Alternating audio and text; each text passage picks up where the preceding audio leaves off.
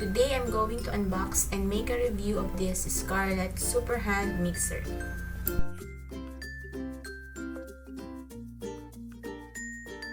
Inside the box is the hand mixer and its parts. For its parts, we have 2 beaters for eggs and creams, 2 hooks for mixing dough. We have also a 7-speed control, an eject safety button, a power cord, a power switch, turbo switch, and this is used in 220 to 240 volts.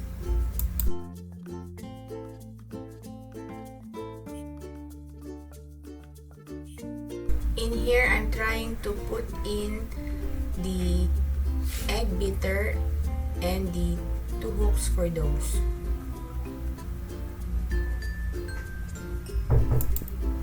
To take off the hook or the beater, you just press the eject button beside the speed control.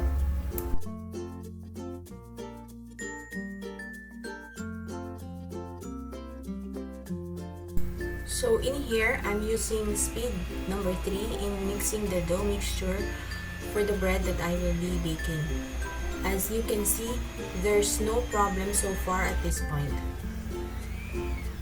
Now, as the dough is building up and starts to thicken, I shifted the speed to 7.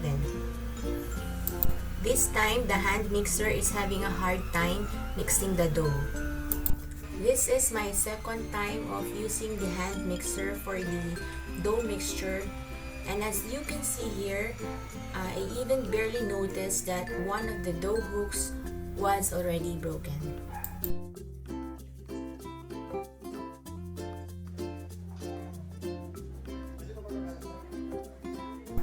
Next is to take that 2 beaters out for a spin. In here, I'm using it to beat the egg white and sugar mixture for the meringue.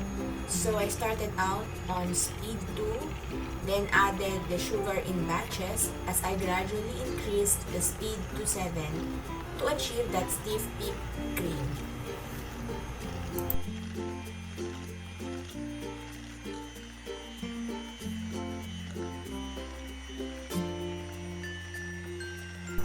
So for about 15 minutes, I already achieved a medium peak. As we go along this review, you will be seeing some video footages of the Tyson loaf that I baked and chocolate ice cream that I made using the hand mixer for beating and blending mixtures, and also the loaf bread and ensaymada that I baked using the hand mixer before the dough hook was broken. Now let's sort out the pros and cons for this brand of hand mixer. For the pros, it is lightweight because it is made of plastic, hence it is easier to hold and maneuver when beating eggs, whipping cream, mixing dough, or folding and blending mixtures evenly. Second, it is very affordable for those on a tight budget who wants to make baking one step easier because it is one of the cheapest hand mixer out there in the market. It only costs 169 pesos from Lazada. For its cons, first, it has a low quality because one of the parts easily broke when used. Second, it is impractical to use it in mixing doughs for baking bread. Lastly, when used in mixing doughs and the speed control is positioned to 7, there is a slight burnt odor in its motor. As for my recommendation, I suggest buying this product only for those on a tight budget. However, it's not advisable to use it in mixing doughs. So if you can stretch your budget a little, I recommend to go for another brand where mixing dough will not be an issue.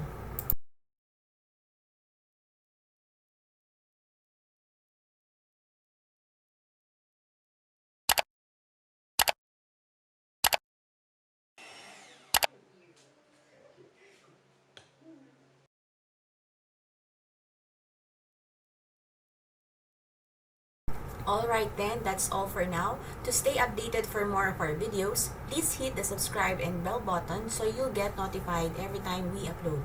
Again, thank you so much for stopping by San Diego's.